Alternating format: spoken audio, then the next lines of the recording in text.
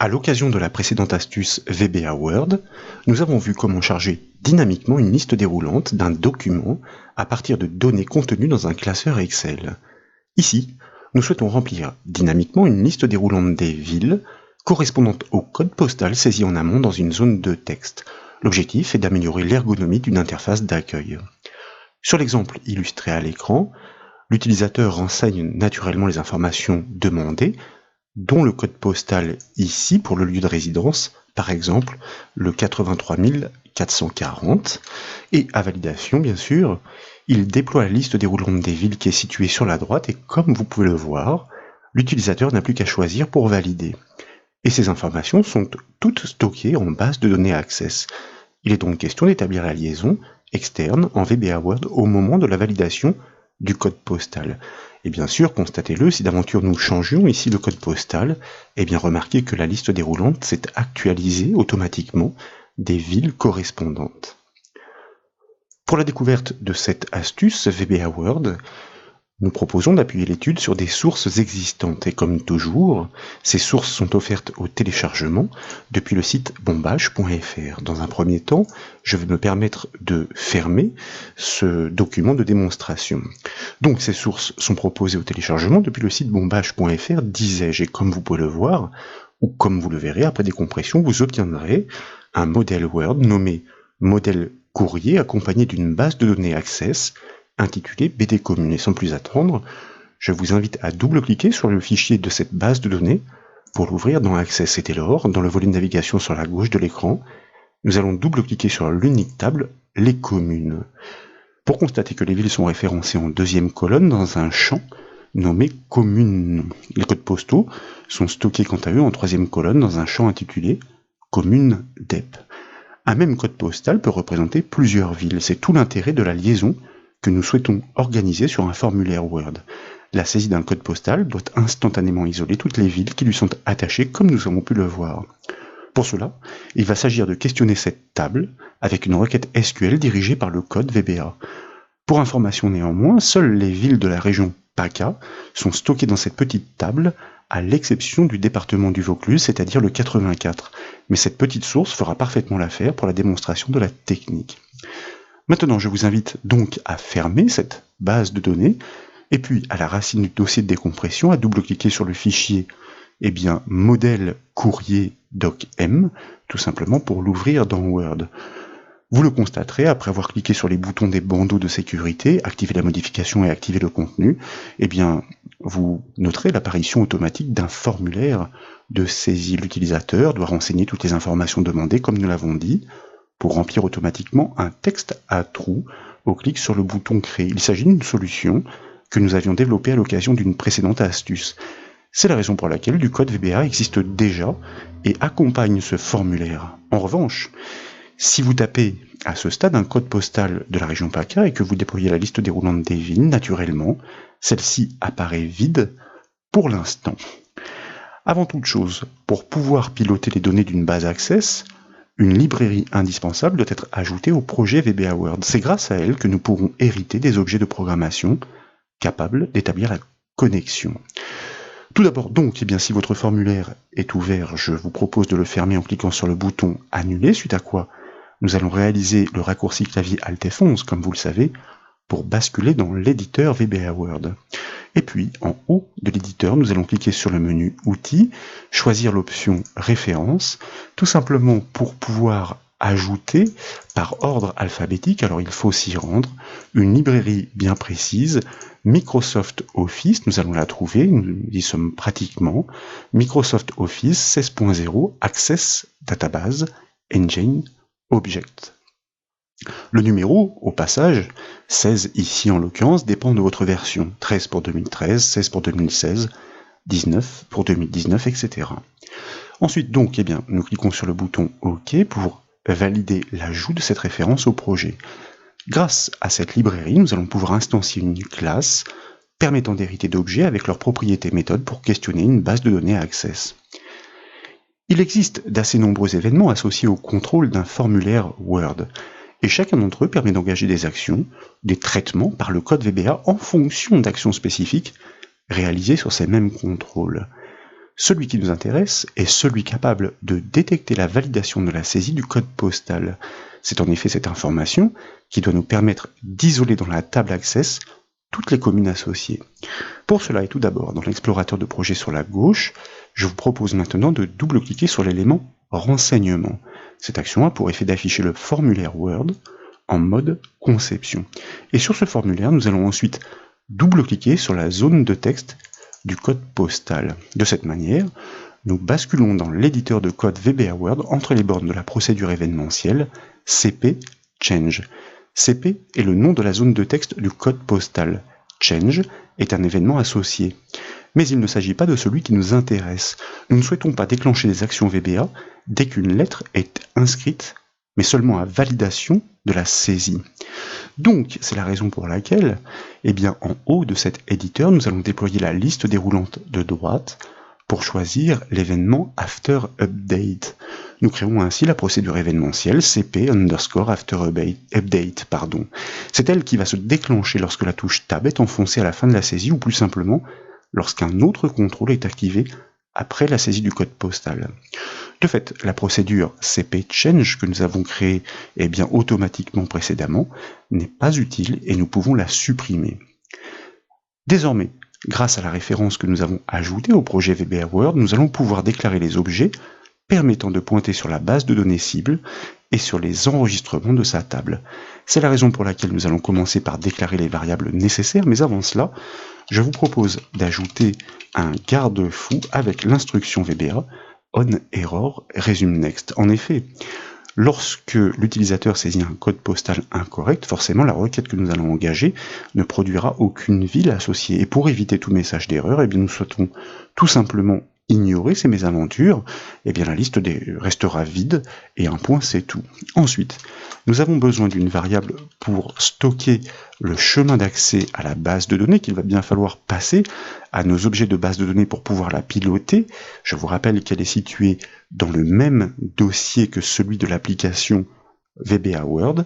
Donc, nous déclarons une variable que nous nommons arbitrairement chemin BD que nous déclarons comme un texte as string. Ensuite, nous déclarons une première variable objet comme un objet de type recordSet.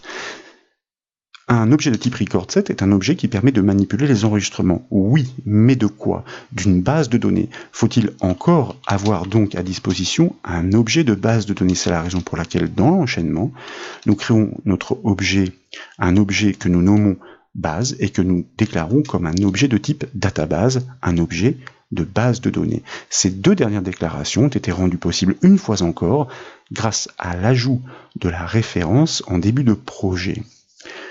Maintenant que les objets de base de données sont déclarés, nous allons pouvoir instancier la classe permettant de créer l'objet, héritant notamment d'une méthode permettant d'engager une requête SQL sur la table de cette base de données.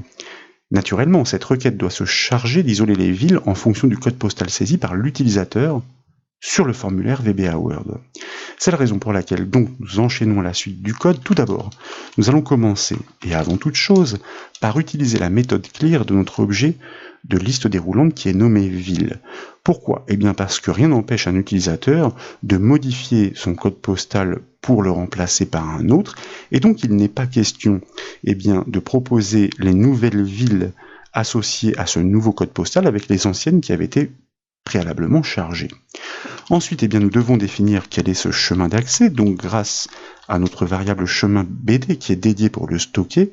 Comme vous le savez, l'objet VBA Word ThisDocument propose une propriété qui se nomme path et en fait qui permet de renvoyer le chemin d'accès jusqu'au dossier dans lequel néanmoins nous concaténons il faut rentrer entre guillemets avec un anti-slash pour pouvoir désigner notre base de données par son nom bd-commune au pluriel .accdb. Et bien sûr, nous n'oublions pas de fermer les guillemets, notre chemin d'accès est complet et désormais stocké dans notre variable. Dès lors, grâce au mot-clé set, nous allons pouvoir initialiser nos variables objets en commençant par instancier une classe dbEngine qui est un objet de cette classe qui propose une méthode Open Database, oui, mais quelle base de données à ouvrir? Eh bien, précisément celle qui est maintenant référencée ou plutôt pointée par notre variable chemin BD. Et dès lors, eh bien, notre objet base va proposer des propriétés et méthodes, maintenant que la classe est instanciée, pour pouvoir piloter notamment les enregistrements de cette base ainsi pointée. Nous allons donc profiter de notre objet ENR, la contraction de enregistrement, c'est nous qui avons choisi ce terme, et constatez-le maintenant, notre objet base propose des propriétés et méthodes, dont la méthode OpenRecordSet, à laquelle nous allons passer en premier argument, et bien tout simplement la requête SQL que nous souhaitons exécuter de manière à isoler uniquement les villes en fonction du code postal choisi sur le formulaire VBA Word. C'est la raison pour laquelle nous engageons un select sur le champ commune nom, from, comme vous le savez, pour dire à partir de quelle table, même s'il n'y en a qu'une dans cette petite base, eh bien, il faut la spécifier. Cette base, eh bien, cette table, se nomme les underscores communes, sauf que nous ne souhaitons pas récupérer tous les noms de communes, mais seulement ceux qui correspondent au code postal saisi, et nous l'avons vu, le champ des codes postaux se nomme commune underscore dep dans cette table. C'est une clause where pour effectuer le critère, la concordance, pour lesquels, eh bien, ce code postal est égal. Le code postal est une information de type texte, donc nous devons l'encadrer de cote. Comme nous sommes dans une expression qui est déjà entre double cote, nous mettons donc une simple cote, touche 4, une double cote. Pourquoi?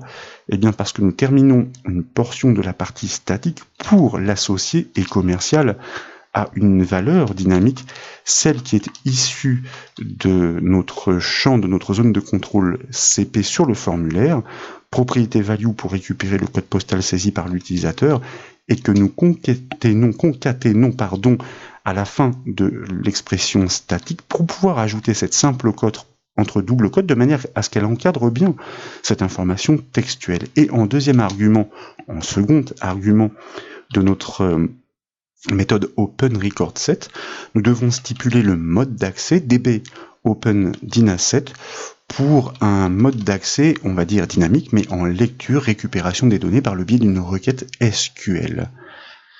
Grâce à cet objet ENR, donc, il s'agit maintenant, premièrement, de placer le pointeur sur le premier enregistrement des résultats extraits par la requête. Et dès lors, nous devons les parcourir tous un à un pour charger les communes correspondantes dans la liste liée du formulaire VBA Word. Pour cela, à la suite du code, toujours avec notre objet ENR, nous allons exploiter cette fois-ci sa méthode moveFirst qui parle d'elle-même. Le pointeur est désormais placé sur le premier des enregistrements résultants de cette requête sélection. Et puis nous allons engager une boucle do que je vous propose de borner tout de suite, loop.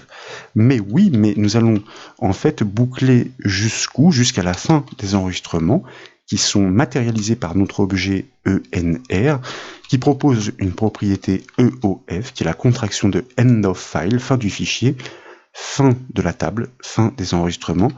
Donc tant que la fin des enregistrements n'est pas atteinte, end of file égale true, à ce moment-là, à chaque passage, c'est-à-dire pour chaque enregistrement résultant que nous parcourons les uns après les autres, dans cette liste déroulante ville, nous exploitons la méthode addItem pour pouvoir enregistrer l'une des communes, puis la suivante et la suivante, les unes après les autres, donc de manière à remplir dynamiquement cette liste déroulante.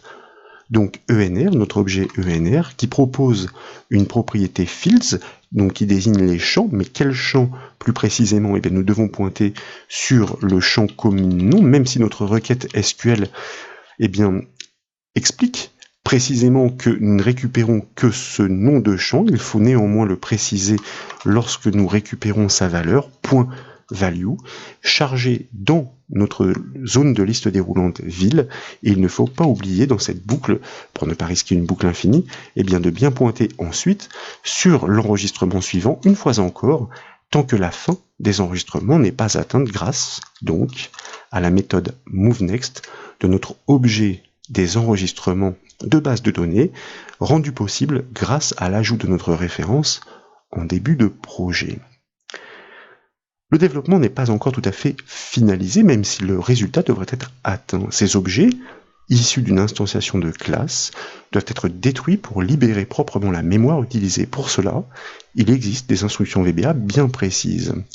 Je vous propose donc, après la boucle, d'utiliser pour l'un et l'autre objet et dans l'ordre, de fermer tout d'abord, grâce à la méthode close, notre objet ENR, celui des enregistrements, et de faire de même avec notre objet de base de données, c'est-à-dire notre objet nommé base.